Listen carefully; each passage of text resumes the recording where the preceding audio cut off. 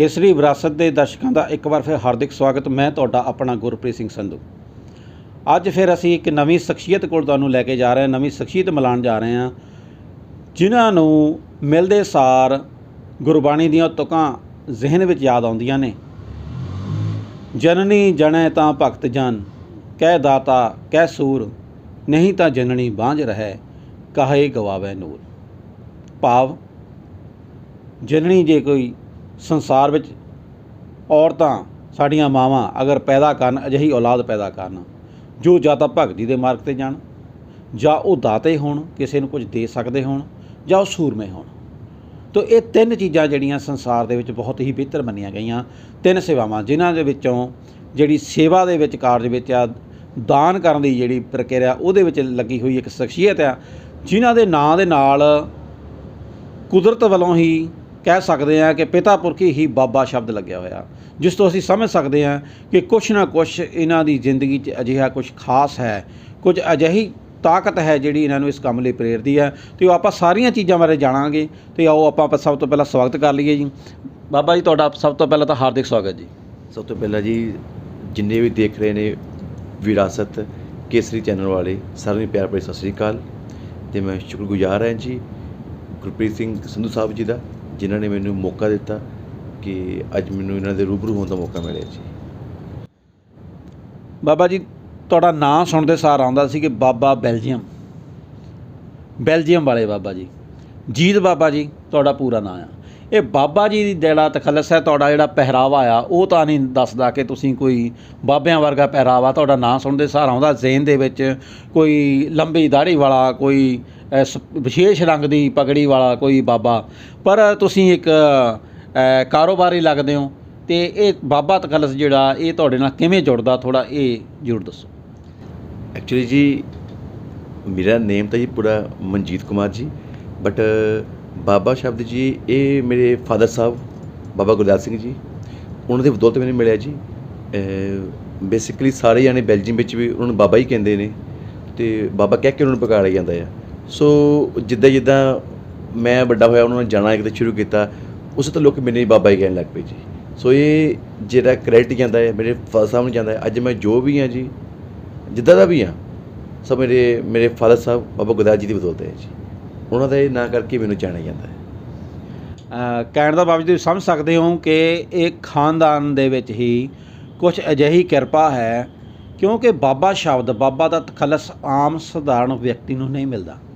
बाबा दा भाव असीं जिस नूं अपने बाप तो भी उपर रखते हैं। अगर बाबा शब्द वरतदे हैं, साडे बाप दादा जी दा नूं असीं बाबा आखदे हैं, तो इसका भाव यह है कि जो ਉੱਚੀ सोच समझ रखने वाले लोग ने, जिन्हां तो समाज नूं कुछ सीखण नूं मिलदा, उन्हां दे नां नाल तखल्लस जुड़दा। और बड़ी छोटी उम्र दे विच इन्हां नूं ये तखल्लस नसीब होया, और उस दे नाल दी नाल इह इस चीज़ नूं प्रत्यक्ष तौर ते जायज़ भी ठहराए ने अपने कंमां दे राहीं।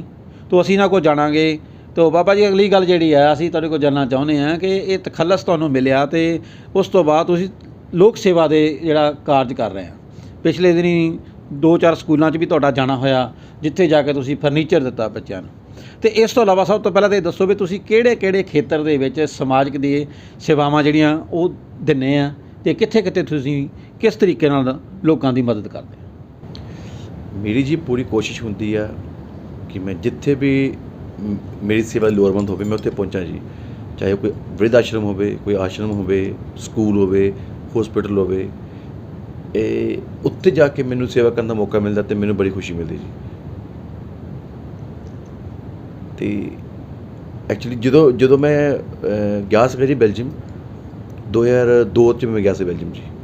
उदों मैं छोटा सीगा जी, तो मैनू ये सीगा कि जो भी देखना मैं कितने भी स्कूल च आना, आश्रम च आना, मैं भी कहना कि गुरु महाराज कि जो मैं भी इस लायक बना तो मैनू सेवा करने का मौका दो। सो जिद्दां जिद्दां ही ਵੱਡੇ ਹੋਏ ਗਏ तो मैं भी इस फिर खेतर च पैना शुरू हो गया, फिर मैं भी इस लाइन च पैना शुरू हो गया हौली हौली। सब तो पहला ये दसो मनजीत जी कि सब तो पहला जिंदगी दे विच कदों क याद है तुहानूं, किस उम्र दे विच तुहानूं सब तो पहली बार एहसास होया कि तुसीं समाज दे कामां च जिहड़ी आ वो इस तरह शमूलीयत जिहड़ी है वो करनी है और तुहानूं करनी चाहिए। ये प्रेरणा तुहानूं कित्थों मिलदी है? जी 2000 ਆਈ ਥਿੰਕ 8 'ਚ ਮੈਂ ਫਸਟ ਟਾਈਮ ਇੰਡੀਆ ਆਇਆ ਸੀ ਜੀ। ਅਤੇ ਜਦੋਂ ਮੈਂ ਇੰਡੀਆ ਆਇਆ ਸੀਗਾ ਜੀ, ਉਦੋਂ ਫਸਟ ਟਾਈਮ ਸਾਡੇ ਮੁਹੱਲੇ ਦੇ ਵਿੱਚ ਕੁਝ ਪਰਿਵਾਰ ਸੀਗੇ। ਮੈਂ ਉਹਨਾਂ ਨੂੰ ਗਰੀਬ ਪਰਿਵਾਰ ਨਹੀਂ ਕਹਿੰਦਾ ਜੀ, ਮੈਂ ਉਹਨਾਂ ਦੀ ਗੁਰੂ ਦੇ, ਮੈਂ ਰੱਬ ਦੇ ਬੰਦੇ ਕਹਿੰਦਾ ਜੀ ਉਹਨਾਂ ਨੂੰ ਜ਼ਰੂਰ ਸੀਗੇ ਜੀ। ਸੋ ਉਸ ਤੋਂ ਉਦੋਂ ਮੈਂ ਸ਼ੁਰੂ ਕੀਤਾ ਸੀਗਾ ਇੱਕ ਘਰ ਨੂੰ, ਆਈ ਥਿੰਕ ਉਦੋਂ 300 ਰੁਪਏ ਦਾ ਰਾਸ਼ਨ ਅਸੀਂ ਲੈ ਕੇ ਦੇਣਾ ਸ਼ੁਰੂ ਕੀਤਾ ਇੱਕ ਘਰ ਨੂੰ 300 ਰੁਪਏ ਦਾ। ਬਟ ਹੁਣ ਦੇਖੋ ਇੰਨੇ ਸਾਲ ਹੋ ਗਏ ਅਤੇ ਹੁਣ ਰਾਈਟ ਨਾਓ ਸਾਡੇ ਕੋਲ ਆਈ ਥਿੰਕ ਸਾਡੇ ਕੋਲ 20 ਤੋਂ ਜ਼ਿਆਦਾ ਪਰ ਸਾਡੇ ਘਰ ਆ, ਜਿਹਦਾ ਕਿ ਅਸੀਂ ਐਵਰੀ ਮੰਥ ਅਸੀਂ ਫਸਟ ਨੂੰ ਅਸੀਂ ਹਰ ਪਰਿਵਾਰ ਨੂੰ 800 ਰੁਪਏ ਦਾ ਰਾਸ਼ਨ ਜਿੰਨਾ ਵੀ ਤੱਕ ਹੋ ਸਕੇ ਅਸੀਂ ਦੇਣਾ ਹੀ ਦੇਣਾ ਹੈ। ਅਤੇ ਉਹਦੇ ਵਿੱਚ ਸਾਡੀ ਕੋਈ NGO ਨਹੀਂ, ਮੈਂ ਜੋ ਵੀ ਕਰਨਾ ਇਕੱਲੇ ਨਹੀਂ ਕਰਨਾ, ਜੋ ਜਿੰਨਾ ਵੀ ਹੋ ਸਕੇ ਮੇਰੇ ਕੋਲ ਮੈਂ ਆਪ ਹੀ ਕਰਨਾ ਹੈ। ਅਤੇ ਉਦੋਂ ਤੋਂ ਸ਼ੁਰੂ ਕੀਤਾ ਮੈਂ ਇਸ ਲਾਈਨ 'ਚ ਪਿਆ ਹੋਇਆ। ਅਤੇ ਉਸ ਤੋਂ ਬਾਅਦ ਪਿੱਛੇ ਮੁੜ ਕੇ ਨਹੀਂ ਦੇਖਿਆ ਜੀ। ਫਿਰ ਕੋਈ ਆਸ਼ਰਮ, ਕੋਈ ਸਕੂਲ, ਜਿੱਥੇ ਵੀ ਮੈਨੂੰ ਮੌਕਾ ਮਿਲੇ ਫਿਰ ਮੌਕਾ ਕਰਨਾ। ਸਾਡੇ ਤੋਂ ਸੁਣਨ ਵਿੱਚ ਆਇਆ ਜੀ ਕਿ ਤੁਸੀਂ ਇੱਕ ਉੱਘੇ ਖੇਡ ਪ੍ਰਮੋਟਰ ਵੀ ਹੋ। ਖੇਡ ਪ੍ਰਮੋਸ਼ਨ ਬਾਰੇ ਦੱਸੋ ਕਿ ਸਭ ਤੋਂ ਪਹਿਲਾਂ ਤੁਸੀਂ ਕਿੱਥੇ ਔਰ ਕਿਹੜੀਆਂ ਖੇਡਾਂ ਦੇ ਵਿੱਚ ਜਿਹੜਾ ਉਹ ਆਪਣਾ ਸਹਿਯੋਗ ਦਿੰਦੇ ਹੋ ਅਤੇ ਕਿਸ ਤਰ੍ਹਾਂ ਕਰਦੇ ਹੋ? ਖੇਡ ਪ੍ਰਮੋਟਰ ਜੀ ਐਕਚੁਅਲੀ ਅਸੀਂ ਕਬੱਡੀ ਮਾਂ ਬੋਲੀ ਦੀ ਸੇਵਾ ਸਾਰੇ ਕਰਦੇ ਉੱਥੇ, ਜਿੰਨੇ ਵੀ ਸਾਡੇ ਜੋਰਜ ਕਲੱਬ ਬਣੇ ਹੋਏ ਨੇ। ਅਤੇ ਮੈਂ ਸ਼ੁਕਰਗੁਜ਼ਾਰ ਹਾਂ ਸਾਡੇ ਪਿੰਕਾ ਸ਼ੇਖੂ ਸਾਹਿਬ ਹੋਲੈਂਡ ਵਾਲੇ, ਜਿਨ੍ਹਾਂ ਦੇ ਮੈਂ ਨਾਲ ਜਾ ਕੇ ਇਸ ਲਾਈਨ 'ਚ ਪਿਆ ਜੀ। ਅਤੇ ਜਦੋਂ ਵੀ ਕਬੱਡੀ ਕੱਪ ਹੋਣਾ ਬੈਲਜੀਅਮ ਦੇ ਵਿੱਚ, ਅਤੇ ਮੇਰੇ ਫਾਦਰ ਸਾਹਿਬ ਪਹਿਲਾਂ NRI ਚੜ੍ਹਦੀ ਕਲਾ ਸਪੋਰਟਸ ਕਲੱਬ ਦੇ ਪਹਿਲਾਂ ਪ੍ਰਧਾਨ ਵੀ ਰਹੇ ਜੀ ਉਹ। ਸੋ ਫਿਰ ਉਸ ਟਾਈਮ ਤੋਂ ਹੀ ਸਾਨੂੰ ਇਹ ਸੀਗਾ ਕਿ ਯਾਰ ਅਸੀਂ ਸਾਡੀ ਜਿਹੜੀ ਖੇਡ ਕਬੱਡੀ ਆ ਜੋ ਕਿ ਇੰਡੀਆ ਵਿੱਚ ਆ, ਅਸੀਂ ਉਹਨੂੰ ਯੂਰਪ ਵਿੱਚ ਵੀ ਕਰਾਈਏ ਅਸੀਂ। ਫਿਰ ਹੌਲੀ ਹੌਲੀ ਅਸੀਂ ਉਹਦੇ ਮੇਲੇ ਹੋਣੇ ਸ਼ੁਰੂ ਕਰਨ ਲੱਗ ਪਏ, ਫਿਰ ਸੱਭਿਆਚਾਰਕ ਕੇ ਮੇਲੇ ਸ਼ੁਰੂ ਹੋਣ ਲੱਗ ਪਏ, ਅਤੇ ਉਸ ਟਾਈਮ ਤੋਂ ਵੈਸੇ ਨਾ ਜੁੜ ਗਏ ਜੀ।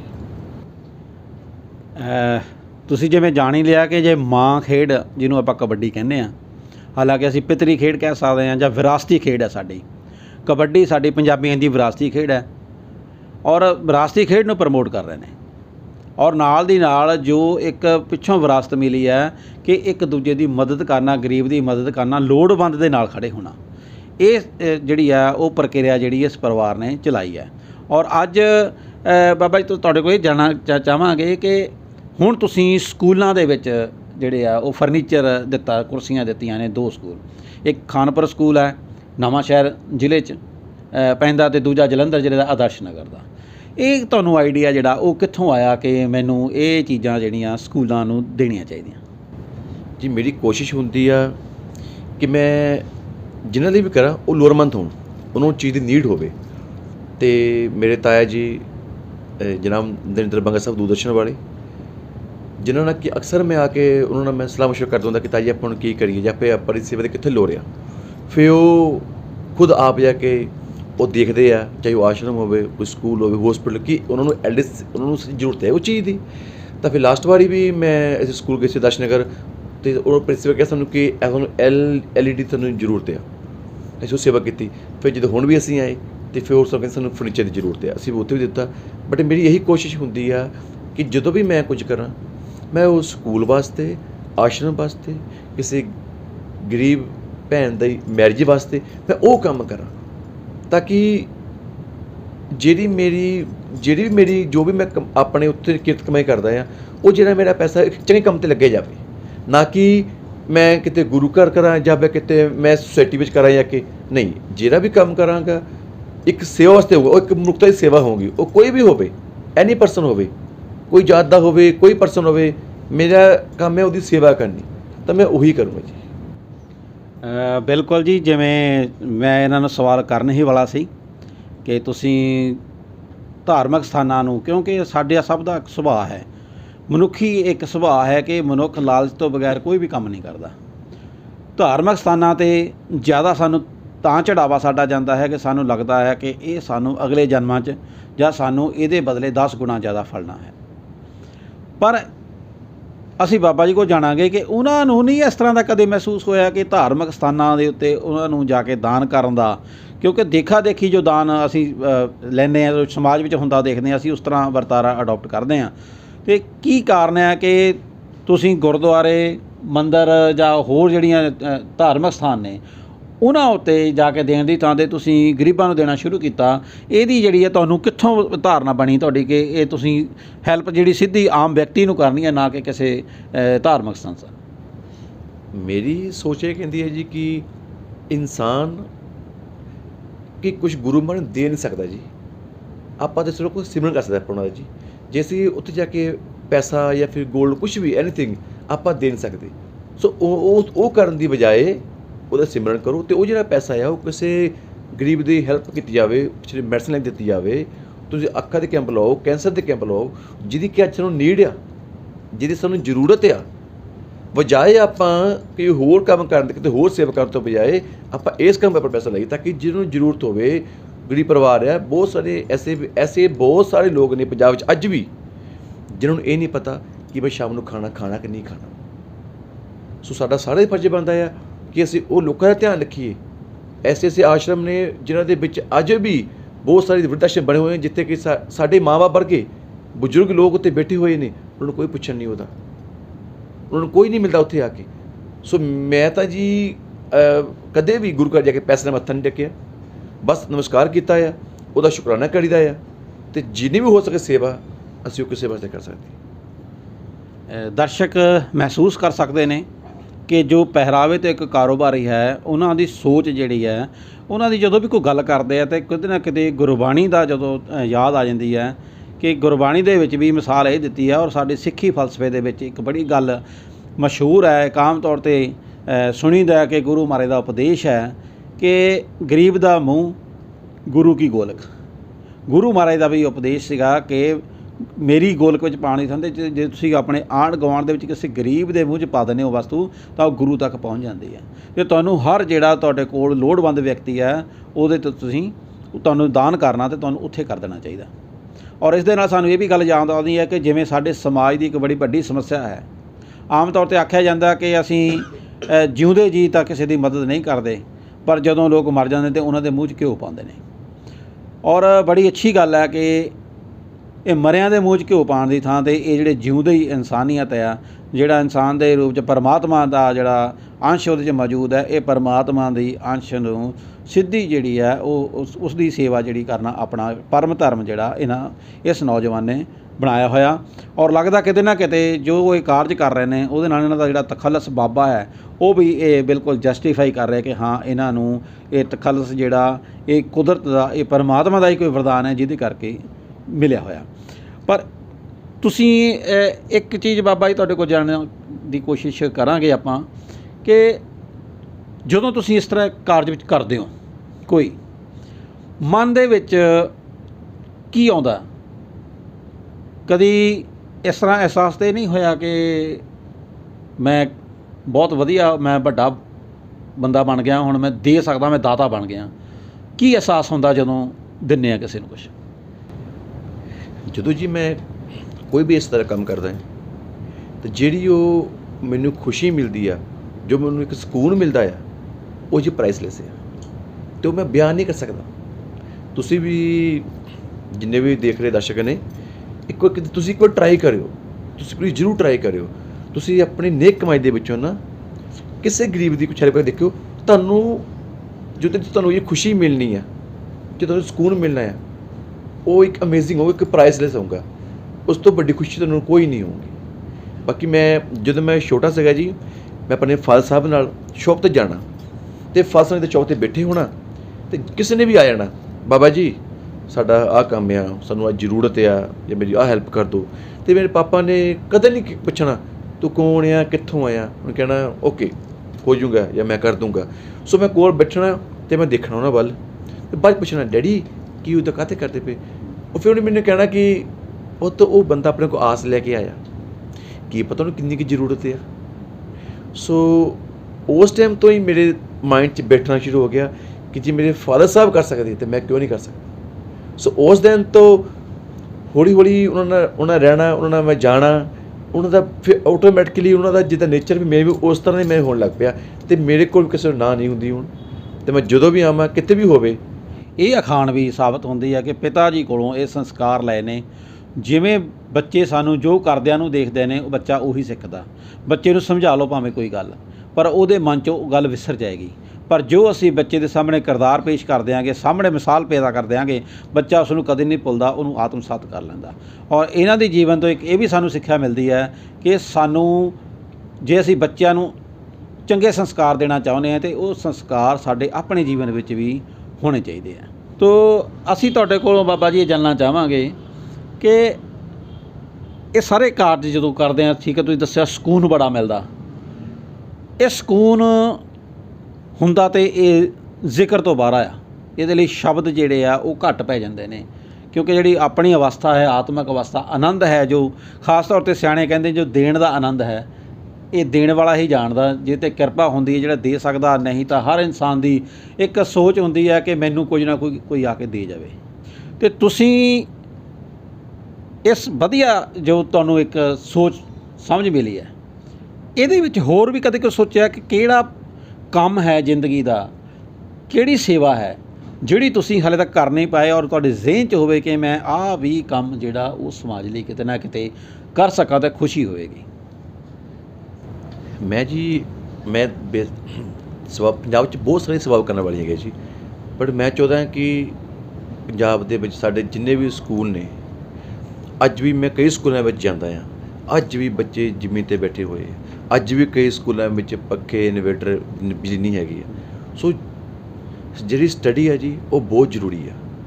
ਸੋ ਮੈਂ ਚਾਹੁੰਦਾ ਕਿ ਪੰਜਾਬ ਦੇ ਵਿੱਚ ਜਿੰਨੇ ਵੀ ਸਕੂਲ ਆ, ਜਿੰਨਾ ਹੋ ਸਕੇ ਅਸੀਂ ਐਜੂਕੇਸ਼ਨ ਦੀ ਜ਼ਰੂਰ ਦਈਏ ਅਸੀਂ ਆਪਾਂ, ਤਾਂ ਕਿ ਜਿਹੜੇ ਬੱਚੇ ਆ ਉਹ ਵੱਡੇ ਹੋ ਕੇ ਉਹ ਆਟੋਮੈਟਿਕਲੀ ਕੁਝ ਬਣ ਜਾਣਗੇ ਜੀ, ਜੋ ਸਟੱਡੀ ਵਧੀਆ ਕਰੂੰਗੇ। ਤਾਂ ਜਿਹੜੇ ਸਕੂਲ ਆ ਅਸੀਂ ਉਹਨਾਂ ਨੂੰ ਵਧੀਆ ਬਣਾਈਏ ਤਾਂ ਕਿ ਬੱਚਿਆਂ ਨੂੰ ਇੱਕ ਵਧੀਆ ਐਜੂਕੇਸ਼ਨ ਮਿਲ ਸਕੇ। ਦੂਸਰਾ ਜਿੰਨੇ ਵੀ ਜਿਹੜਾ ਵੀ ਬੰਦਾ ਜ਼ਰੂਰਤ ਆ, ਜਿਹਨੂੰ ਮੈਡੀਸਨ ਦੀ ਜ਼ਰੂਰਤ ਆ, ਕਿਉਂਕਿ ਜਿਹੜੀ ਬਹੁਤ ਸਾਰੇ ਐਸੇ ਲੋਕ ਹੈਗੇ ਪੰਜਾਬ ਵਿੱਚ, ਈਵਨ ਵਰਲਡ ਵਾਈਡ ਹੁੰਦੇ ਆ, ਕਿ ਬਹੁਤ ਸਾਰੇ ਲੋਕ ਇੱਕ ਮੈਡੀਸਨ ਤੋਂ ਹੀ ਰਹਿ ਜਾਂਦੇ ਨੇ। ਸੋ ਇਹ ਵੀ ਮੇਰੀ ਕੋਸ਼ਿਸ਼ ਹੁੰਦੀ ਆ ਕਿ ਮੇਰੇ ਪਿੰਡ ਵਿੱਚ ਖੁਦ ਮੈਂ ਹੁਣ ਪਿੱਛੇ ਜੀ ਮੈਂ ਗਿਆ ਸੀ ਪਿੰਡ ਆਪਣੇ, ਗੱਲ ਵੀ ਕੀਤੀ ਕਿ ਮੈਂ ਚਾਹੁੰਦਾ ਕਿ ਮੇਰੇ ਪਿੰਡ 'ਚ ਆਪਣੀ ਇੱਕ ਐਂਬੂਲੈਂਸ ਹੋਵੇ, ਤਾਂ ਕਿ ਸਾਡੇ ਪਿੰਡ ਵਿੱਚ ਜੇ ਕਿਸੇ ਨੂੰ ਕੋਈ ਪ੍ਰੋਬਲਮ ਪੈਂਦੀ ਹੈ ਉਹਨੂੰ ਕਿਸੇ ਦਾ ਗੇਟ ਖੜਕਾਉਣ ਦੀ ਜ਼ਰੂਰਤ ਨਾ ਪਵੇ, ਉਹ ਬੰਦਾ ਮੈਡੀਸਨ ਹਨੇਰੇ ਸਵੇਰੇ ਜਾ ਸਕੇ। ਸੋ ਹਰ ਇੱਕ ਪਿੰਡ ਨੂੰ ਇਹੀ ਚਾਹੀਦਾ ਆ ਕੋਈ ਡਿਸਪੈਂਸਰੀ, ਕੋਈ ਐਂਬੂਲੈਂਸ ਆਪਣੇ ਪਿੰਡ 'ਚ ਹੋਈ ਹੋਵੇ, ਤਾਂ ਕਿ ਕਿਸੇ ਨੂੰ ਜ਼ਰੂਰਤ ਪੈਂਦੀ ਆ ਉਹਨੂੰ ਇਹ ਨਾ ਹੋਵੇ ਮੈਨੂੰ ਕਿਹਨੂੰ ਕਹਾਂ ਜਾ ਕੇ, ਤਾਂ ਕਿ ਉਹ ਆਪਣੇ ਇਲਾਜ ਵਾਸਤੇ ਹੌਸਪੀਟਲ ਜਾ ਸਕੇ। ਅਤੇ ਇਹ ਕੋਸ਼ਿਸ਼ ਹੈ ਮੇਰੀ। ਕੀ ਅਜਿਹੇ ਹਾਲਾਤ ਵੀ ਬਣਿਆ ਕਿ ਤੁਹਾਨੂੰ ਕਿਤੇ ਢਾਲ ਆਉਣ ਦੀ ਜਾਂ ਤੁਹਾਡਾ ਮੋਰਾਲ ਡਾਊਨ ਕਰਨ ਦੀ ਕਿਸੇ ਨੇ ਕੋਸ਼ਿਸ਼ ਕੀਤੀ ਵੀ ਛੱਡ ਯਾਰ ਕਿਹੜੇ ਕੰਮਾਂ 'ਚ ਪਿਆ? ਐਕਚੁਅਲੀ ਇੱਕ ਵਾਰ ਨਹੀਂ, ਕਈ ਵਾਰ ਇੱਦਾਂ ਹੋ ਚੁੱਕਿਆ। ਅਕਸਰ ਮੈਂ ਜਦੋਂ ਇਹ ਪੰਜਾਬ ਆਉਂਦਾ ਹਾਂ ਜਾਂ ਮੈਂ ਆਪਣੇ ਤਾਇਆ ਜੀ ਨਾਲ ਸਕੂਲ ਕਿਤੇ ਵੀ ਜਾਂਦਾ, ਮੈਨੂੰ ਬਹੁਤ ਸਾਰੇ ਲੋਕ ਕਹਿੰਦੇ ਆ ਕਿ ਬਾਬਾ ਤੂੰ ਕਿਹੜੇ ਚੱਕਰਾਂ 'ਚ ਪਿਆ ਆ, ਯਾਰ ਤੇਰੀ ਏਜ ਹੈ ਘੁੰਮਣ ਫਿਰਨ ਦੀ, ਜਾ ਚੰਡੀਗੜ੍ਹ ਜਾ ਅਤੇ ਘੁੰਮ ਫਿਰ। ਫਿਰ ਮੈਂ ਸੋਚਦਾ, ਮੈਂ ਕਿਹਾ ਨਹੀਂ ਯਾਰ, ਮੈਂ ਸੋਚ ਰਿਹਾ ਹਾਂ ਕਿ ਅੱਜ ਉਸ ਗੁਰੂ ਮਹਾਰਾਜ ਨੇ ਮੈਨੂੰ ਇਸ ਲਾਇਕ ਬਣਾਇਆ ਆ ਕਿ ਜੇ ਮੈਂ ਕਿਸੇ ਦਾ ਕੁਛ ਕਰ ਸਕਾਂ ਤਾਂ ਵਾਈ ਨੋਟ, ਕਿਉਂ ਨਹੀਂ। ਤਾਂ ਮੈਂ ਕਿਤੇ ਜਾ ਕੇ ਖੁਸ਼ ਨਹੀਂ ਜੀ, ਮੈਂ ਪੰਜਾਬ 'ਚੋਂ ਤਾਂ ਹਮੇਸ਼ਾ ਹੀ, ਅਤੇ ਮੈਂ ਆ ਕੇ ਸੇਵਾਵਾਂ ਹੀ ਕਰਦਾ ਹਾਂ। ਅਤੇ ਬਹੁਤ ਸਾਰੇ ਲੋਕ ਨੇ ਹੈਗੇ ਆ ਜਿਹੜੇ ਕਿ ਮੈਨੂੰ ਐਪਰੀਸ਼ੀਏਟ ਕਰਨ ਦੀ ਬਜਾਏ ਮੈਨੂੰ ਕਹਿੰਦੇ ਆ ਕਿ ਤੂੰ ਕਿਹੜੇ ਚੱਕਰਾਂ 'ਚ ਪਿਆ ਆ, ਇਹਦੀ ਜ਼ਰੂਰਤ ਨਹੀਂ ਹੈ। ਬਟ ਮੇਰਾ ਜੋ ਕੰਮ ਆ ਉਹ ਮੈਂ ਕਰਦੇ ਰਹਿਣਾ ਆ। ਬਹੁਤ ਲੋਕ ਆਉਣੇ ਜਾਂਦੇ ਰਹਿੰਦੇ ਆ, ਕੋਈ ਕੁਛ ਕਹਿੰਦਾ ਪਿਆ, ਪਰ ਮੈਂ ਆਪਣੀ ਜਿਹੜੀ ਸੇਵਾ ਕਰਨੀ ਉਹ ਕਰ ਦਿੰਦਾ। ਅੱਛਾ, ਸਿੱਖਿਆ ਤੁਸੀਂ ਇਹ ਪਿਤਾ ਜੀ ਤੋਂ ਸੁਭਾਅ ਬਣਿਆ, ਅਤੇ ਅੱਗੇ ਹੁਣ ਪਰਿਵਾਰ ਦੇ ਵਿੱਚ ਕੌਣ ਨੇ ਤੁਹਾਡੇ ਜਿਹੜੇ ਕਿ ਤੁਹਾਡੇ ਇਸ ਕੰਮ ਦੇ ਵਿੱਚ ਤੁਹਾਡੇ ਨਾਲ ਖੜ੍ਹੇ ਨੇ ਔਰ ਇਸ ਗੱਲ 'ਤੇ ਖੁਸ਼ੀ ਹੈ ਉਹਨਾਂ ਨੂੰ ਕਿ ਹਾਂ ਤੁਸੀਂ ਇਸ ਕਾਰਜ ਲੱਗੇ ਹੋਏ ਆ, ਜਾਂ ਘਰ ਦੇ ਵਿੱਚ ਕੋਈ ਮਾਹੌਲ ਕਿਸ ਤਰ੍ਹਾਂ ਦਾ, ਉਹ ਥੋੜ੍ਹੀ ਜਾਣਕਾਰੀ ਜ਼ਰੂਰ ਦਰਸ਼ਕਾਂ ਦਿਓ। ਸਭ ਤੋਂ ਪਹਿਲਾਂ ਜੀ ਮੇਰੀ ਮਾਤਾ ਜੀ, ਜਦੋਂ ਵੀ ਮੈਂ ਕੋਈ ਵੀ ਕੰਮ ਚੰਗਾ ਕੰਮ ਕਰਾਂ, ਸੇਵਾ ਕਰਾਂ, ਮੇਰੀ ਮਾਤਾ ਨੇ ਮੈਨੂੰ ਹਮੇਸ਼ਾ ਹੀ ਕਹਿਣਾ ਕਿ ਪੁੱਤ ਤੂੰ ਬਹੁਤ ਵਧੀਆ ਕੀਤਾ। ਐਂਡ ਉਸ ਤੋਂ ਬਾਅਦ ਜੀ ਮੇਰੀ ਵਾਈਫ, ਜੋ ਕਿ ਹਮੇਸ਼ਾ ਹੀ ਮੇਰੇ ਸਾਥ ਦਿੰਦੀ ਆ, ਮੈਂ ਕਿਤੇ ਵੀ ਕੁਛ ਵੀ ਕਰਕੇ ਆਵਾਂ, ਉਹਨਾਂ ਨੇ ਹਮੇਸ਼ਾ ਹੀ ਮੈਨੂੰ ਸਾਥ ਦੇਣਾ ਕਿ ਤੂੰ ਬਹੁਤ ਵਧੀਆ ਕੰਮ ਕਰਦਾ ਪਿਆ ਆ। ਅਕਸਰ ਦੇਖੋ ਜੀ ਸਾਰੇ ਬੰਦੇ ਕੰਮ ਕਰਦੇ ਆਪਾਂ ਨਾ, ਬਟ ਆਪਣਾ ਕਰਕੇ ਉਹਦੇ ਵਿੱਚੋਂ ਜਦੋਂ ਕੁਛ ਤੁਸੀਂ ਇੱਦਾਂ ਸੇਵਾ ਕਰਦੇ ਆ, ਸਮ ਟਾਈਮ ਮੁਸ਼ਕਿਲ ਵੀ ਹੋ ਜਾਂਦਾ ਆ। ਬਟ ਮੈਂ ਸ਼ੁਕਰਗੁਜ਼ਾਰ ਹਾਂ ਜੀ, ਮੇਰੀ ਮੋਮ ਅਤੇ ਮੇਰੀ ਵਾਈਫ, ਮੇਰੀ ਭੈਣ, ਉਹਨੇ ਹਮੇਸ਼ਾ ਮੇਰਾ ਸਾਥ ਦਿੱਤਾ ਆ। ਕੋਈ ਗੱਲ ਨਹੀਂ, ਗੁਰੂ ਮਹਾਰਾਜ ਹੋਰ ਦਊਂਗਾ, ਆਪਾਂ ਤੂੰ ਜੋ ਕਰਨਾ ਤੂੰ ਆਪਣੀ ਸੇਵਾ ਕਰ। ਬੜਾ ਅੱਛਾ ਜੀ, ਤੁਸੀਂ ਆਪਣੇ ਮਾਤਾ ਪਿਤਾ ਦਾ ਜ਼ਿਕਰ ਕੀਤਾ, ਭੈਣ ਦਾ ਜ਼ਿਕਰ ਕੀਤਾ, ਔਰ ਸਾਡੀ ਜਿਗਿਆਸਾ ਇਹ ਜਾਣਨ ਲਈ ਵੀ ਵੱਧ ਗਈ ਹੈ ਕਿ ਕਿਹੜੇ ਨੇ ਉਹ ਮਹਾਨ ਸ਼ਖਸੀਅਤਾਂ ਜਿਹੜੀਆਂ ਤੁਹਾਡੀਆਂ ਇਸ ਸ਼ੁਭ ਕਾਰਜ ਦੇ ਵਿੱਚ ਤੁਹਾਡਾ ਜਿਹੜਾ ਉਹ ਸਾਥ ਦਿੰਦੀਆਂ ਨੇ ਪੂਰਾ। ਸਾਡੇ ਕੇਸਰੀ ਵਿਰਾਸਤ ਦੇ ਦਰਸ਼ਕ ਵੀ ਜ਼ਰੂਰ ਜਾਣਨਾ ਚਾਹੁੰਦੇ ਹੋਣਗੇ ਕਿ ਕਿਹੜੇ ਨੇ ਉਹ ਮਾਂ-ਬਾਪ ਤੇ ਕਿਹੜੀ ਹੈ ਉਹ ਭੈਣ, ਕਿਹੜਾ ਹੈ ਉਹ ਪਰਿਵਾਰ। ਤੋਂ ਅਸੀਂ ਇਹ ਬੇਨਤੀ ਤੁਹਾਨੂੰ ਜ਼ਰੂਰ ਕਰਦੇ ਹਾਂ ਕਿ ਤੁਸੀਂ ਸਾਨੂੰ ਦੱਸੋ ਕਿ ਆਪਣੇ ਪਰਿਵਾਰ ਬਾਰੇ, ਮਾਤਾ ਪਿਤਾ ਬਾਰੇ ਸਾਡੇ ਦਰਸ਼ਕਾਂ ਨਾਲ ਜ਼ਰੂਰ ਜਾਣਕਾਰੀ ਸਾਂਝੀ ਕਰੋ। ਮੇਰੇ ਫਾਦਰ ਸਾਹਿਬ ਬਾਬਾ ਗੁਲਜ਼ਾਰ ਰਾਮ ਜੀ, ਤੇ ਮੇਰੀ ਮਾਤਾ ਜੀ ਮਾਤਾ ਸ਼ਕੁੰਤਲਾ ਦੇਵੀ ਜੀ, ਤੇ ਜੀ ਮੇਰੀ 2 ਸਿਸਟਰ ਨੇ, ਮੇਨਕਾ ਮੈਮੀ ਤੇ ਰਾਣੀ ਮੈਮੀ, ਐਂਡ ਮੇਰੀ ਵਾਈਫ ਰਾਬੀਆ ਤੇ ਮੇਰੀ ਬੇਟੀ ਸ਼ਨਾਇਆ। ਤੇ ਮੈਂ ਉਸ ਪਰਮਾਤਮਾ ਅੱਗੇ ਦੁਆ ਕਰਦਾ ਕਿ ਜਿਹੜੀ ਮੇਰੀ ਬੇਟੀ ਆ ਉਹ ਵੀ ਵੱਡੀ ਹੋ ਕੇ ਮੇਰੇ ਵਾਂਗੂ ਹੀ ਇਸ ਲਾਈਨ 'ਚ ਪਵੇ, ਇਹ ਸੇਵਾ ਕਰੇ ਲੋਕਾਂ ਦੀ। ਤੇ ਮੈਂ ਅੱਜ ਜੋ ਵੀ ਆ, ਜਿੱਦਾਂ ਦਾ ਵੀ ਆ, ਚੰਗਾ ਮਾੜਾ, ਬਸ ਮੈਂ ਆਪਣੀ ਮੋਮ ਡੈਡ, ਆਪਣੀ ਮਾਂ ਅਤੇ ਆਪਣੇ ਪਾਪਾ ਕਰਕੇ ਜੀ। ਐਂਡ ਇਹੀ ਕੋਸ਼ਿਸ਼ ਕਰਦਾ ਹਾਂ ਕਿ ਬਸ ਜੋ ਵੀ ਮੈਂ ਜੋ ਵੀ ਕਰਦਾ ਜੀ, ਉਹ ਮੇਰੀ ਮਾਂ ਦੀ ਦੁਆਵਾਂ ਜੀ ਮੇਰੇ ਤੋਂ ਜੋ ਕਰਾ ਰਹੀਆਂ ਨੇ। ਅਤੇ ਬਸ ਮੇਰਾ ਗੁਰੂ ਮਹਾਰਾਜ ਆ ਜੋ ਮੇਰੇ ਤੋਂ ਇਹ ਸੇਵਾਵਾਂ ਕਰਾ ਰਿਹਾ ਆ। ਅਤੇ ਮੈਂ ਬਹੁਤ ਲੱਕੀ ਹਾਂ ਕਿ ਮੈਂ ਇੰਡੀਆ 'ਚ ਅਕਸਰ ਇੱਥੇ ਆ ਕੇ, ਪੰਜਾਬ 'ਚ ਆ ਕੇ, ਜਾਂ ਕਿਤੇ ਵੀ ਹੋਵਾਂ, ਮੈਂ ਜੇ ਮੈਂ ਬੈਲਜੀਅਮ ਵੀ ਹੋਵਾਂ, ਉੱਥੇ ਵੀ ਕੁਛ ਕੰਮ ਚੰਗਾ ਕਰਾਂ, ਮੈਨੂੰ ਇਹ ਹੁੰਦਾ ਕਿ ਮੈਂ ਕੁਝ ਚੰਗਾ ਕੰਮ ਕੀਤਾ ਆ। ਆਪਾਂ ਅਕਸਰ ਬਾਹਰ ਘੁੰਮਦੇ ਹਾਂ, ਫਿਰਦੇ ਹਾਂ, ਪੈਲਸਾਂ, ਛੋਟਲਾਂ 'ਚ ਜੋ ਵੀ ਫਨ ਕਰਦੇ ਆਪਣੀ ਲਾਈਫ ਦੇ ਵਿੱਚ, ਪਰ ਜਦੋਂ ਆਪਾਂ ਕੁਛ ਅਜਿਹੀ ਸੇਵਾਵਾਂ ਕਰੀਦੀਆਂ, ਕੰਮ ਚੰਗਾ ਕਰੀਦਾ ਆ, ਜਾਂ ਕਿਸੇ ਨੂੰ ਕੁਛ ਕਿਤੇ ਵੀ ਦਾਨ ਪੁੰਨ ਕਰੀਦਾ, ਉਹ ਜਿਹੜੀ ਖੁਸ਼ੀ ਹੁੰਦੀ ਹੈ ਜੀ, ਉਹ ਜਿਹੜਾ ਆਨੰਦ ਹੁੰਦਾ ਜੀ, ਉਹ ਤਾਂ ਫਿਰ ਉਹ ਤਾਂ ਉਹੀ ਬੰਦਾ, ਉਹ ਮੈਂ ਆਈ ਕੈਨ ਫੀਲ, ਬਟ ਮੈਂ ਐਕਸਪਲੇਨ ਨਹੀਂ ਕਰ ਸਕਦਾ ਉਹ ਕੀ ਮੈਨੂੰ ਫੀਲ ਹੁੰਦਾ ਆ। ਇਹ ਤਾਂ ਤੁਹਾਡੇ ਨੇਤਰ ਦੱਸ ਰਹੇ ਨੇ ਜੀ ਕਿ ਤੁਸੀਂ ਉਹਦੇ ਬਾਰੇ ਗੱਲ ਕਰਦੇ ਹੋਏ ਹੀ ਕਿੰਨੇ ਉਸ ਚੀਜ਼ ਨਾਲ ਜੁੜੇ ਹੋਏ ਹੋ, ਉਸ ਸੇਵਾ ਦੇ ਨਾਲ। ਲੇਕਿਨ ਸਾਡੇ ਦਰਸ਼ਕਾਂ ਨੂੰ ਆਪਣੇ ਨਗਰ ਬਾਰੇ ਜ਼ਰੂਰ ਦੱਸ ਦਿਓ, ਕਿਹੜਾ ਉਹ ਨਗਰ ਹੈ ਜਿੱਥੇ ਭਾਗ ਲੱਗੇ ਨੇ ਤੁਹਾਡੇ ਮਾਤਾ ਪਿਤਾ, ਜਿੱਥੇ ਵਿਚਰਦੇ ਨੇ, ਤੁਹਾਡੀ ਜਿਹੜੀ ਕਰਮ ਭੂਮੀ ਕਿਹੜੀ ਹੈ, ਅਤੇ ਬੈਲਜੀਅਮ ਵਿੱਚ ਕਰਮ ਭੂਮੀ ਕਿਹੜੀ ਹੈ, ਥੋੜ੍ਹਾ ਜਿਹਾ ਉਹ ਜਾਣਕਾਰੀ ਵੀ ਸਾਡੇ ਦਰਸ਼ਕਾਂ ਨੇ ਜ਼ਰੂਰ ਸਾਂਝੀ ਕਰੋ। ਮੇਰਾ ਜਨਮ ਜੀ ਪਿੰਡ ਰੂਪੋਵਾਲ ਗ੍ਰਾਂਡ ਲਾਗੇ ਪੈਂਦਾ ਜੀ। ਉੱਥੇ ਛਿੰਝ ਉੱਥੇ ਬੜੀ ਫੇਮਸ ਹੈ, ਬਹੁਤ ਮਸ਼ਹੂਰ ਹੈ ਜੀ। ਅਤੇ ਅਸੀਂ ਹੁਣ ਰਾਈਟ ਨਾਓ ਜੀ ਅਸੀਂ ਰਹਿੰਦੇ ਹਾਂ ਬੈਲਜੀਅਮ ਦੇ ਵਿੱਚ, ਉੱਥੇ ਦੀ ਜਿਹੜੀ ਯੂਰਪ ਦੀ ਕੈਪੀਟਲ ਹੈ ਬਰੁਸਲ। ਅਤੇ ਮੈਂ ਅਤੇ ਮੇਰੇ ਫਾਦਰ ਸਾਹਿਬ, ਮੇਰੀ ਮੋਮ ਡੈਡ, ਸਾਰੇ ਅਸੀਂ ਉੱਥੇ ਇਕੱਠੇ ਰਹਿੰਦੇ ਹਾਂ, ਅਤੇ ਉੱਥੇ ਅਸੀਂ ਆਪਣੇ ਕੰਮ ਕਾਰ ਕਰਦੇ ਹਾਂ। ਅਤੇ ਅਕਸਰ ਜਦੋਂ ਵੀ ਮੈਂ ਪੰਜਾਬ ਆਉਂਦਾ 6 ਮਹੀਨੇ ਬਾਅਦ ਜਾਂ ਸਾਲ ਬਾਅਦ ਜਦੋਂ ਵੀ ਆਵਾਂ, ਅਤੇ ਆ ਕੇ ਇੱਥੇ ਇਹ ਸੇਵਾ ਕਰੀਦੀਆਂ ਸੀ। ਬੇਸ਼ੱਕ ਜੀ ਇਹਨਾਂ ਦੇ ਨਾਂ ਨਾਲ ਬਾਬਾ ਤਖੱਲਸ ਹੈ ਔਰ ਕੰਮ ਸਾਰੇ ਬਾਬਿਆਂ ਵਾਲੇ ਨੇ, ਪਰ ਇਹ ਨੌਜਵਾਨ ਨੇ ਹਾਲੇ। ਇਹ ਨੌਜਵਾਨ ਹੋਰ ਨੌਜਵਾਨਾਂ ਦੇ ਵਾਸਤੇ ਬਹੁਤ ਵੱਡੀ ਪ੍ਰੇਰਨਾ ਦਾ ਇੱਕ ਕਾਰਨ ਬਣ ਸਕਦਾ, ਲੇਕਿਨ ਉਹਦੇ ਵਾਸਤੇ ਜ਼ਰੂਰੀ ਹੈ ਕਿ ਅਸੀਂ ਇਹੋ ਜਿਹੇ ਮਿਸਾਲੀ ਕੰਮ ਕਰਨ ਵਾਲੀਆਂ ਜਿਹੜੀਆਂ ਸ਼ਖਸੀਅਤਾਂ ਨੇ, ਜਿਹੜੇ ਲੋਕ ਨੇ, ਅਸੀਂ ਉਹਨਾਂ ਨੂੰ ਵੱਧ ਤੋਂ ਵੱਧ ਅੱਗੇ ਆਪਣੇ ਸਮਾਜ ਵਿੱਚ ਫੈਲਾਈਏ, ਤਾਂ ਜੋ ਇਹਨਾਂ ਤੋਂ ਹੋਰ ਲੋਕ ਵੀ ਜਿਹੜੀ ਸਿੱਖਿਆ ਲੈ ਕੇ ਸਮਾਜ ਸੇਵਾ ਦੇ ਕੰਮ 'ਚ ਅੱਗੇ ਆ ਸਕਣ। ਇੱਥੇ ਅਸੀਂ ਆਪਣੀ ਗੱਲਬਾਤ ਖਤਮ ਕਰਦੇ ਹੋਏ ਸਾਰਿਆਂ ਦਾ ਬਹੁਤ ਬਹੁਤ ਧੰਨਵਾਦ ਕਰਦੇ ਹਾਂ। ਬਹੁਤ ਬਹੁਤ ਸ਼ੁਕਰੀਆ ਜੀ ਤੁਹਾਡਾ, ਸਪੈਸ਼ਲ ਤੁਹਾਡਾ ਬਹੁਤ ਥੈਂਕਸ ਜੀ। ਤੁਹਾਡੇ ਸਭ ਦਾ ਬਹੁਤ ਸ਼ੁਕਰੀਆ ਜੋ ਵੀ ਦੇਖ ਰਹੇ ਨੇ, ਦੇਸ਼ਾਂ ਵਿੱਚ ਬੈਠੇ ਹੋਏ। ਪਰ ਮੈਂ ਇੱਕ ਗੱਲ ਤੁਹਾਨੂੰ ਸਾਰਿਆਂ ਨਾਲ ਇੱਕ ਹੱਥ ਜੋੜ ਕਹਿਣਾ ਚਾਹੁੰਦਾ ਹਾਂ, ਜਿੰਨੇ ਵੀ ਮੇਰੇ ਵੀਰ ਭਰਾ ਨੇ ਜੋ ਵੀ ਦੇਖ ਰਹੇ ਨੇ, ਤੁਸੀਂ ਵੀ ਪਲੀਜ਼ ਆਪਣੇ ਪਿੰਡ, ਆਪਣੇ ਕਸਬੇ, ਤੁਸੀਂ ਜਿੱਥੇ ਵੀ ਹੋ, ਉਸ ਪਿੰਡ ਦੇ ਵਿੱਚ ਤੁਹਾਨੂੰ ਕੋਈ ਜ਼ਰੂਰਤ ਆ, ਕੋਈ ਸਕੂਲ ਦੇ ਵਿੱਚ, ਕੋਈ ਆਸ਼ਰਮ ਦੇ ਵਿੱਚ, ਕੋਈ ਪਿੰਡ ਦੀ ਕੁੜੀ ਦਾ ਵਿਆਹ ਕਰਨਾ, ਤੁਸੀਂ ਉਹ ਸਾਰੇ ਜਣੇ ਆਪਣੇ ਜ਼ਰੂਰ ਕਰੋ, ਕਿਉਂਕਿ ਅੱਜ ਜ਼ਰੂਰਤ ਹੈ ਪੰਜਾਬ ਨੂੰ ਤੁਹਾਡੀ। ਮੇਰੇ ਜਿੰਨੇ ਵੀ ਇਹਨਾਂ ਦੇ ਵੀਰ ਬੈਠੇ ਨੇ, ਸੋ ਪਲੀਜ਼ ਤੁਸੀਂ ਆਪਣੇ ਪਿੰਡਾਂ ਦੇ ਵਿੱਚ, ਕਸਬਿਆਂ ਦੇ ਵਿੱਚ ਇੱਦਾਂ ਦੀ ਸੇਵਾਵਾਂ ਜ਼ਰੂਰ ਕਰੋ। ਅਤੇ ਇਹਦਾ ਕਰਨ ਨਾਲ ਘਟਨਾ ਨਹੀਂ, ਪਿੱਛੇ ਵਾਧਾ ਹੀ ਪਾਊਗਾ। ਗੁਰੂ ਮਹਾਰਾਜ ਨੇ ਤੁਹਾਨੂੰ ਕਦੇ ਥੋੜ੍ਹ ਨਹੀਂ ਰੱਖਣੀ, ਤੁਹਾਨੂੰ ਹਮੇਸ਼ਾ ਵਾਧਾ ਪਾਊਗਾ ਜੀ। ਥੈਂਕ ਯੂ ਜੀ।